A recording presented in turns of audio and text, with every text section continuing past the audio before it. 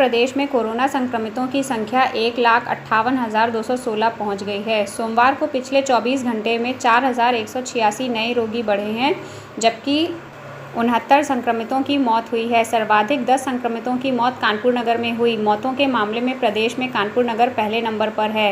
यहां अब तक 324 रोगियों की जान जा चुकी है। मुख्यमंत्री योगी आदित्यनाथ ने सभी नोडल अधिकारियों को मौतों का ऑडिट करवाने का निर्देश दिया है। 24 घंटे में इन जिलों में हुई संक्रमितों की मौत: कानपुर नगर में 10, लखनऊ में 8, मुरादाबाद में 6, प्रयागराज उन्नाव में 4, वाराणसी बस्ती में 3, गोरखपुर, झांसी, आजमगढ़, मथुरा, जालौन, अयोध्या में 2, बलिया, जौनपुर, मेरठ, आगरा, सहारनपुर, शाहजहांपुर, हापुड़, बहराइच, बिजनौर, सोनभद्र, प्रतापगढ़, रायबरेली, फतेहपुर, अमेठी, बागपत, एटा, बांदा, श्रावस्ती, हमीरपुर में 1 रोगियों की मौत हुई है। SVP न्यूज़ से सोनाली पाल। आजमगढ़ में 2 दिन से लापता किशोरी का शव तालाब में मिलने के बाद तनाव फैल गया। मामला मुबारकपुर थाना क्षेत्र का है। परिजन और गांव के लोग किशोरी की रेप के बाद हत्या का आरोप लगाते हुए सड़क पर उतर आए हैं। उन्होंने किशोरी का शव सड़क पर रखकर आजमगढ़ बलिया मार्ग पर जाम लगा दिया। सपा नेता भी धरने में शामिल हो गए। पुलिस और प्रशासन के अधिकारियों ने कार्रवाई का आश्वासन देकर जाम खुलवाया।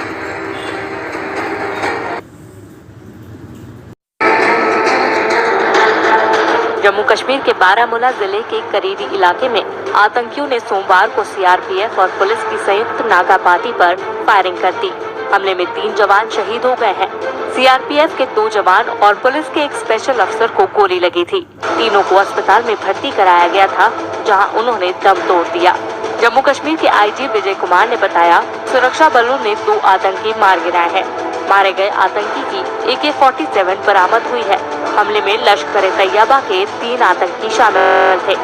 एनकाउंटर अभी जारी है।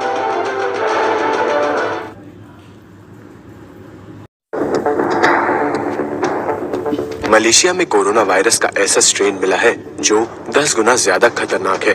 इसका नाम D614G दिया गया है। कोरोना का ये स्ट्रेन 45 संक्रमितों में से 3 लोगों में पाया गया है। ये वायरस भारत से लौटे एक रेस्टोरेंट के मालिक के जरिए फैला, जो यात्रा के बाद 14 दिन तक होम क्वारंटाइन में नहीं रहा। इस शख्स को 5 महीने के लिए जेल भेजा गया और जुर्माना लगाया गया। वायरस का यही स्ट्रेन फिलीपींस से लौटने वाले लोगों के एक और समूह में पाया गया।